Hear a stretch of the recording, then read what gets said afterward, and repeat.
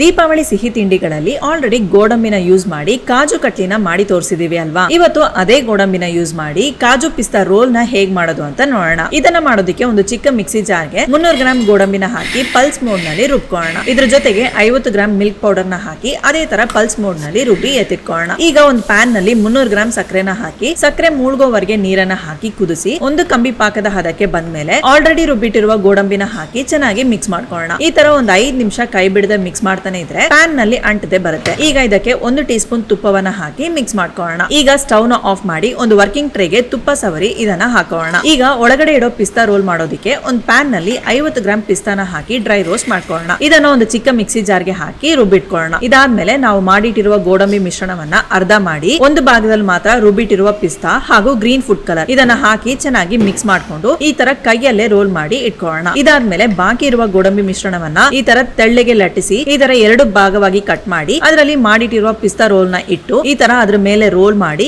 ಬೇಕಾದ ಸೈಜ್ ಗೆ ಕಟ್ ಮಾಡಿ ಅದನ್ನ ಸಿಲ್ವರ್ ಲೀಫ್ ಮೇಲೆ ಈ ತರ ರೋಲ್ ಮಾಡಿ ತೆಗೆದ್ರೆ ತುಂಬಾನೇ ರುಚಿಯಾದ ಕಾಜು ಪಿಸ್ತಾ ರೋಲ್ ತಯಾರು. ಸೊ ಈ ವಿಡಿಯೋ ಇಷ್ಟವಾಗಿದ್ರೆ ಲೈಕ್ ಮಾಡಿ, ಫುಡಿ ಕನ್ನಡನ ಫಾಲೋ ಮಾಡಿ.